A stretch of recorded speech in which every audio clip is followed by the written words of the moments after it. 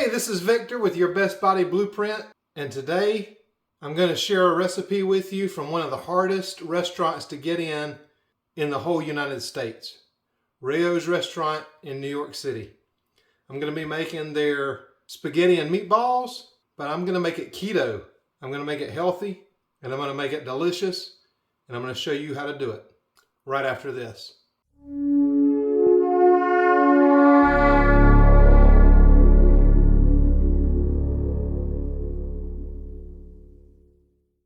Now, before I show you this recipe, I want to tell you a little bit of the history behind Raos. Everybody knows that it's one of the best sauces that you can get as far as being low carb and keto friendly. They don't use any additional sugars. They use the finest ingredients and they use good olive oil. But their tradition goes way, way back. You can buy Raos sauces in the store, but you might not know anything about the restaurant. They've been in business in New York City since 1896. And they're known for their authentic Southern Italian food, the amount of celebrities that go there, and the fact that you can't get in. Because the tables there are all owned by regulars. Some of the tables have been owned by the same families for generations, and nobody is going to give up their table. To get a table there, you need to know one of the table owners, and even if you do, there's no guarantee you'll be able to get the table. If you are lucky enough to get in, you're going to pay somewhere between $150 and $200 a person for a meal. So if you're like me and you can't get a table, you don't want to pay $150 or $200 to eat some spaghetti and meatballs, and if you're following a keto diet, you will not have to miss out on Raos' famous spaghetti and meatballs. I'm going to show you how to make it and make it keto. If you have a table at Raos and you can get me in, please, by all means. If not, I have the recipe. I made it keto. I made it delicious. So let's get cooking. Okay, so here are the ingredients you're going to need for these meatballs. You're going to need 1 pound of ground beef. You're going to need 1 pound of meatloaf mix. So this is ground veal, pork, and beef together. This just gives it some great flavor. You're going to need 2 large eggs at room temperature, and if you buy local eggs, you can keep them at room temperature instead of having to refrigerate them. You're going to need Parmigiano Reggiano cheese. You can substitute Parmesan if you have to, but in order to make this the best recipe possible, you need this Parmigiano Reggiano.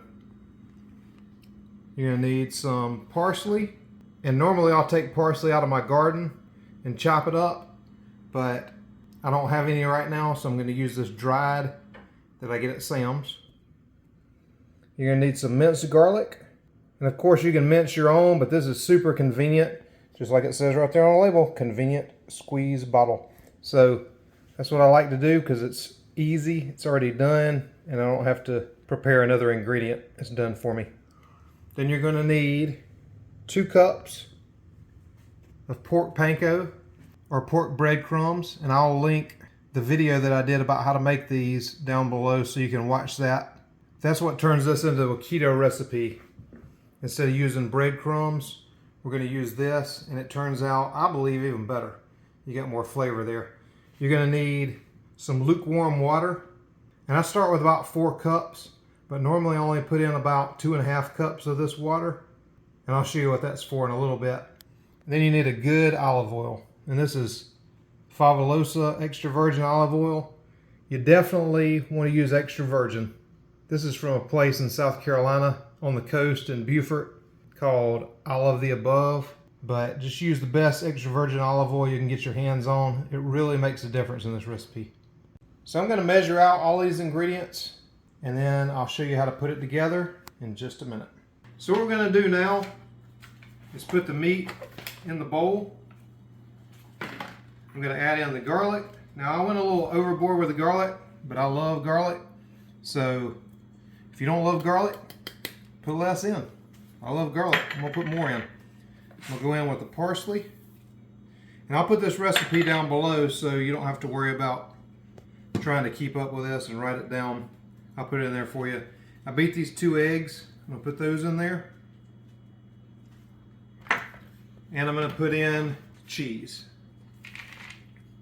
Now the only way to do this is to go in with your hands and get it all together. I'm going to put some salt and pepper in this also, just to give it a little extra seasoning before I put the pork breadcrumbs in there. And you can buy the pork breadcrumbs, but if you want to save a lot of money, I'm going to put my pork breadcrumb video in the description so that you can make these at home and save a lot of money. But if you're in a hurry, just buy the ones that are in the store. It's fine. The regular breadcrumbs that are normally in Raos meatballs are what give it all the carbs. So you don't want that. This actually tastes better and you don't have all the carbs. So I'm going to wash my hands real quick. I'm going to pour in the breadcrumbs. I'll be right back. Okay. So I washed my hands. I'm going to pour in these pork breadcrumbs. And just make sure there's no big chunks in there. It looked like there were, but sometimes when you process them in the Ninja, they stick together and look like big chunks when there's actually no chunks. So you just want to check that out, make sure, because it won't come out right if you do that. I'm just going to go in. This is the Himalayan pink salt. You can use this or the Redmond salt. Just going to do a good, generous portion of this. You don't have to be scared of salt. It's going to make it taste good. And then some fresh ground pepper.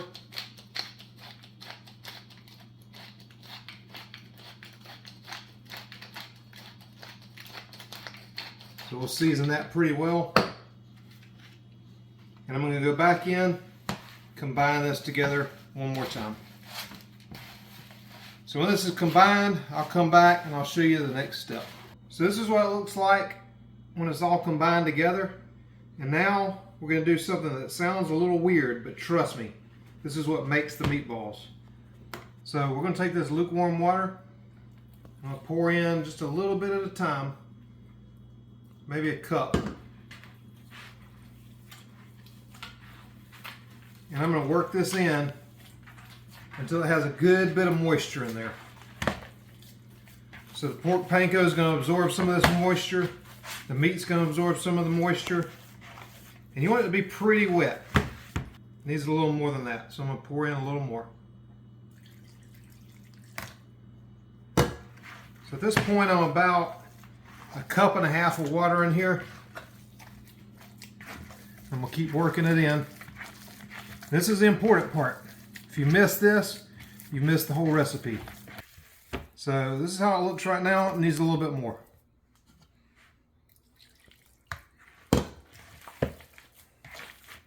So we're about 2 cups in right now. I'm going to mix this together. And you almost want to get it to the point where it does not absorb any more water. So we are about to that point. So I don't know if you can see how this looks, but it will barely form the meatball. So if you can see that, this is kind of the consistency that you want with this. And I'm going to let it sit for a minute or two, kind of absorb all the water in. So that was about a cup and a half to 2 cups of water that I put in there. We'll let it sit there and we're going to make these meatballs. Okay, so what we're going to do is take a little of this. I like to make them about that size. So a little bigger than a golf ball. And I just roll them around just like that. And I'll put it on the plate. So about that much. Just roll it around like that. Put it on the plate. Now these are some pretty big meatballs. If you like them smaller, hey, make them smaller. So I'm going to finish rolling these. And I'll be right back to show you what the next step is. Okay, so this made 21 meatballs. And like I said, I like mine a little bit bigger. So if you want a smaller meatball, maybe shoot for 28.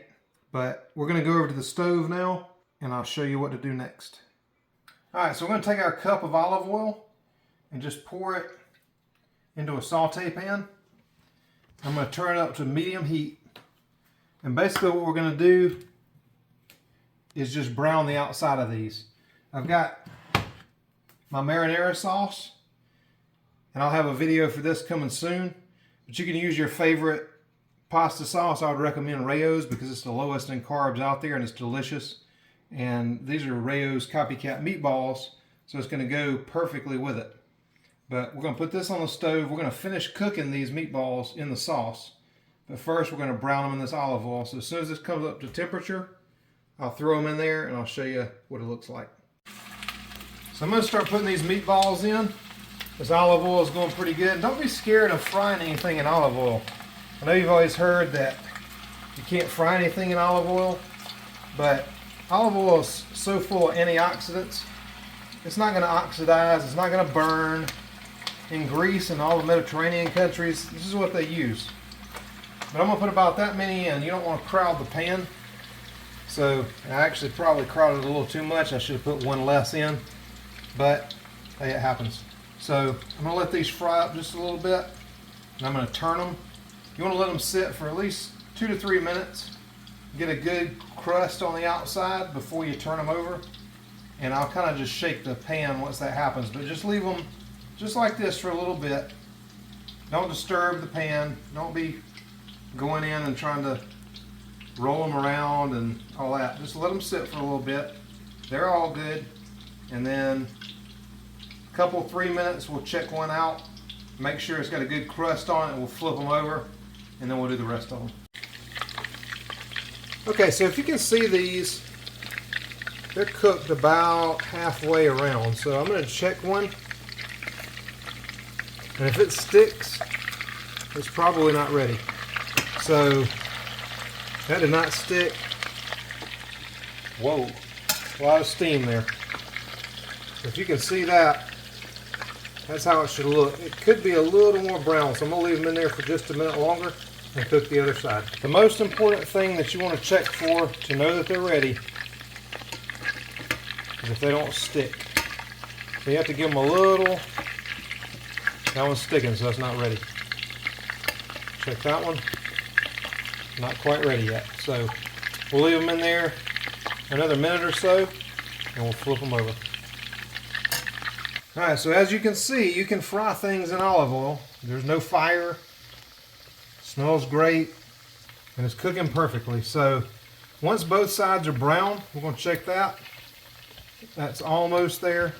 Once both sides are brown, we're going to go ahead and put it into this sauce, which I have heating up on low. It's going to cook in that sauce for 15 minutes, and then they're ready to go.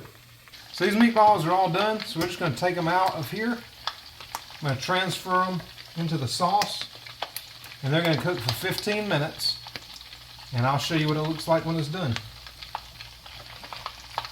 In the meantime, I'm going to start the water boiling for our egg life noodle pasta. And I'll be right back. Alright, so the meatballs are in the sauce, and as you can see, I kind of ripped one of them apart, but hey, when you really cook, stuff like that's going to happen. I guarantee you it's still going to be delicious, and I guarantee you I'm also going to eat it ball shape or not. So yeah, this is just down on a little low simmer. I popped all the meatballs down inside that sauce. So they're just getting real happy in their little bed of sauce, and it'll be ready in about 15 minutes. So this is what we're going to use for the pasta. These are the Egg Life original egg white wraps. So 25 calories, 5 grams of protein, no carbs. Let me show you how to make these. Alright, so you're just going to take these a few at a time and roll them up just like that. And then depending on what kind of pasta you want, if you want some fettuccine, cut them about that much. I'm doing a spaghetti, so I'm going to make them real thin. So basically we're just going to go through them like this, and when I get done, I'll show you what it looks like. Alright, if you'll get real crazy, try to roll up the whole stack like a big burrito, and then go in like this. It works. It's easier if you only use a few, but I like the challenge, so I'm going to go in. Oh, there's a little too thick. More like fettuccine, but it's all good. It's going to taste great in the end, so I'm going to finish these. And we've got some perfect carb-free pasta. Now what I'm going to do is I've got a pot with some water in it. I'm going to take a little bit of olive oil, throw that in there, and I'm going to take a little bit of Redmond's real salt, and sprinkle a little of that in there too.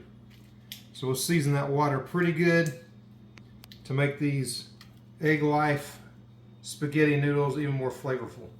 And I'm going to go in and separate them a little bit so they don't stick together in the water, and I'll be right back. Okay, so now the water is boiling, so we're going to throw in these Egg Life spaghetti noodles, and we're only going to leave them in for about a minute. All you want to do is heat them through because they're already cooked.